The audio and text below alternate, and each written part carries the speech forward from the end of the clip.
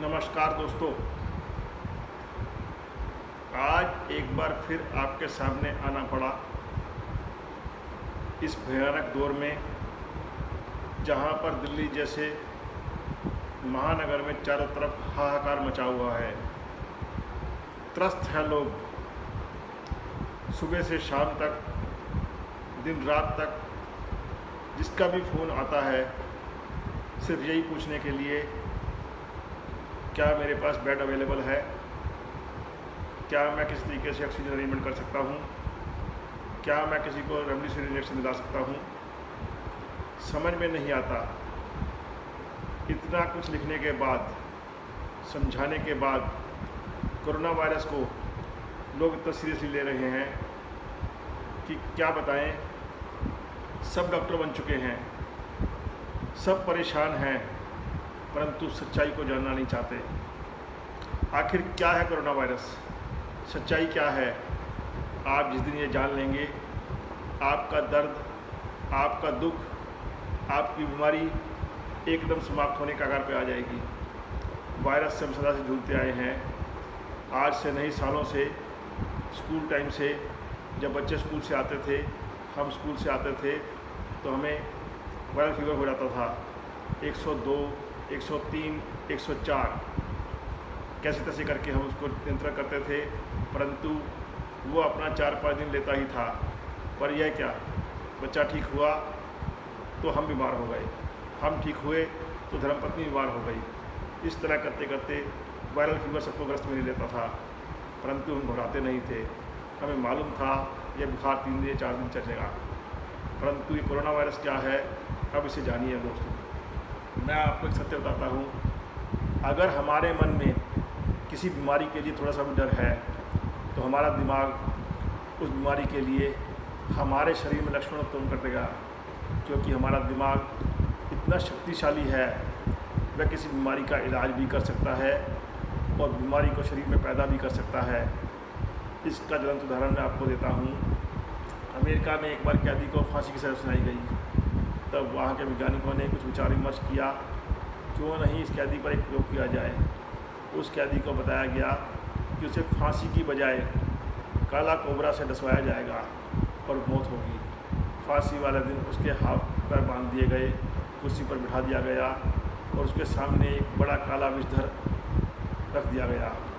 आँखों पर पट्टी बांध दी गई और कुर्सी पर बैठा दिया। उसके बाद उसे सांप से न डसवाकर सेफ्टी पिन चुभाई गई। आश्चर्य की बात यह हुई, उस कैदी की कुछ क्षण में मौत हो गई।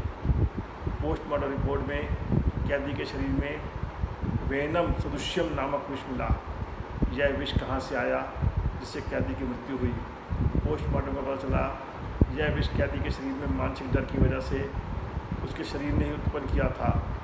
अतः इसका मतलब ये है, तात्पर्य ये है, हमारी अपनी मानसिक स्थिति के अनुसार पॉजिटिव अथवा नेगेटिव एनर्जी उत्पन्न होती है, जिसके अनुरूप हमारे शरीर में हार्मोन उत्पन्न होते हैं और 90% बीमारी का मूल कारण नकारात्मक विचार, ऊर्जा का उत्पन्न होना है।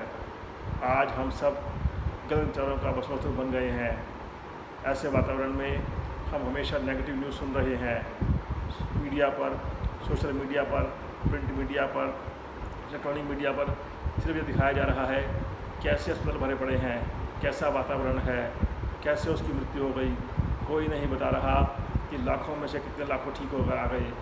हमारे यहाँ टेस्ट करने पर 10%, 15% होता था, परंतु मीडिया ने हमें बर्बाद दिया। हालत ये हो गई, जो टेस्ट करवाता है वो पॉजिटिव पाया जाता है और पाते ही वो काम उठता है। इसका जवाब आज देश के जाने माने 3 चिकित्सक, एम्स निदेशक डॉक्टर गुलेरिया, वेदांता के डॉक्टर नरेश त्रेहन और नारायण संस्थान बेंगलुरु के डॉक्टर देवी शेट्टी ने बताया, क्योंकि वो एक डीडी न्यूज़ चैनल पर आए जो कि ना बकबक करता है और ना ही इसको टीआरपी से मतलब है, जिसके लिए ना कोई एंकर था, ना कोई संपादक था। कोरोना लहर की दूसरी लहर 2 या 3 वेरिएंट लेकर आई है। उन्होंने बताया हमारी मूर्खता के कारण ये तेज़ी से फैल रही है। घबराई जनता अस्पताल तक दौड़ रही है। घरों में ऑक्सीजन, दवाएं और इंजेक्शन इकट्ठे किए जा रहे हैं। नतीजा यह है कि ऐसे मरीजों से अस्पताल भर गए हैं जिन्हें घर पर ही इलाज की ज़रूरत है। कितना समझाएं, कोई मानता नहीं। बिना ज़रूरत रेमडेसिविर इंजेक्शन, ऑक्सीजन लेने की जिद की जा रही है। इस भीड़ का सारी परिदृश्य बदल दिया है, हर घर घर में फैल गया है। बहुत सी बातें साफ हुई, तीनों विशेषज्ञों ने माना केवल 10% लोगों को ही ऑक्सीजन की आवश्यकता है, बाकी का इलाज घर पर ही हो सकता है। हौसला बढ़ाएं, अपना भी और दूसरों का भी। क्या आप जानते हैं रोजाना 1 लाख से ऊपर मरीज ठीक होकर घर लौट रहे हैं। वैक्सीन, डबल वैक्सीन लगवा चुके 13 करोड़ लोगों में से केवल 7,000 लोगों को कोरोना हुआ है। क्या आप जानते हैं हमारी वैक्सीन कोरोना के डबल और ट्रिपल वेरिएंट पर भी कारगर है। नहीं जानते तो जान लीजिए, मतलब वैक्सीनेशन कराइए, बेफिक्र हो जाइए। उन लोगों की संख्या बेहद कम है जिन्हें वैक्सीनेशन के बाद भी कोरोना हुआ है। यकीन रखिए अपने वैज्ञानिकों पर, ये वजह शोर मत करिए, घबराइए मत। अच्छा हो यदि न्यूज़ चैनल देखने से बचें। अधिकतम प्रबंध हो सकते हैं, सरकार कर रही है, अस्पताल कर रहे हैं, काम भी दिन रात चल रहा है। पिछले साल से कहीं अधिक संस्थान जुटाए जा रहे हैं। बाजी तो जीतनी ही है, जो हम जीत लेंगे। फिलहाल ज़रूरत के हिसाब से बाहर निकलिए, हमें जीने का हक है, हम जिएंगे और आगे बढ़ेंगे। और दूसरी बात मैं आपको बताना चाहूँगा कि कोरोना की वजह से किसी व्यक्ति की मृत्यु घर पर नहीं हुई, उसकी मृत्यु अस्पताल में हुई है, क्योंकि उसका कारण अस्पताल में कोरोना नहीं है, जबकि वहाँ पर जो वातावरण है, मन का भय है, नकारात्मक विचार हैं, उसने हमें मारा है। दोस्तों, आप सबसे फिर मैं हाथ जोड़कर निवेदन करूँगा, आप इस बीमारी से घबराएं मत, क्योंकि ये बीमारी तो है परंतु उतनी भयंकर नहीं है जितना से बना दिया गया है, जितना प्रारूप दे दिया गया है, तिल का ताड़ बना दिया गया है, राई का पहाड़ बना दिया गया है। दोस्तों, आपने वो कहानी तो सुनी होगी, जब बलराम और कृष्ण जा रहे थे, रास्ते में एक राक्षस मिला, बलराम उससे भयभीत हो गए। बलराम जी ने उसे मारने को चिल्लाए, राक्षस भी चिल्लाया। चिल्लाने पर बलराम जी का शोर कम होता गया, राक्षस का बढ़ता गया। और जैसे देखते हैं कुछ समय बाद बलराम का कद कम होना शुरू हो गया, राक्षस का कद बढ़ना शुरू हो गया और वह इतना विशाल हो गया, डर के मारे बलराम जी बेहोश हो गए। जब श्री कृष्ण उठे, उन्होंने देखा तो वो चिल्लाए, राक्षस चिल्लाया तो कृष्ण जी ने और ज़ोर से चिल्लाए तो राक्षस का कद छोटा होना शुरू हो गया। तदनुरूप कुछ समय बाद राक्षस बेहोश हो गया, कृष्ण जी विशाल रूप धारण कर चुके थे। दोस्तों, ये डर जो है जितना बड़ा बनाएंगे ये बनता चला जाएगा। मैं आप सबसे दोबारा आपको बताना चाहता हूँ, आपसे अपील करना चाहता हूँ कि ये कोरोना बीमारी तो है परंतु इतनी भयंकर नहीं है जितना हमने बना दिया गया है। इसका प्रारूप बहुत छोटा सा है। अपने घर में रहिए, सेल्फ आइसोलेशन कीजिए, उससे आप ठीक हो जाएंगे। कुछ परहेज हैं जो बताए जा रहे हैं, उनको फॉलो कीजिए, कोई डरने वाली बात नहीं है। मैं फिर से आपसे हाथ जोड़कर रिक्वेस्ट करूँगा कि आप एक दूसरे को हौसला दें और आगे बढ़ने के लिए, इस बीमारी से लड़ने के लिए शक्ति दें। हम सब में इतनी शक्ति है, हम आराम से इस बीमारी से लड़ सकते हैं, कोई घबराने की बात नहीं है। आपको अच्छा लगे तो मेरा वीडियो सबको शेयर कीजिए और इस वीडियो के माध्यम से किसी को भी और हौसला मिल सके तो मेरा कार्य सार्थक सिद्ध होगा।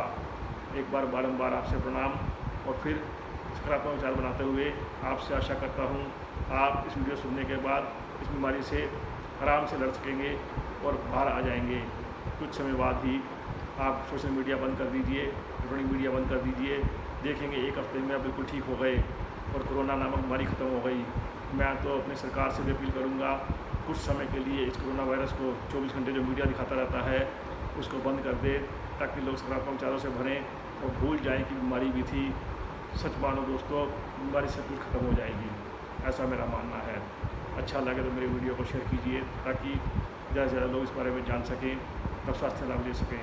धन्यवाद दोस्तों।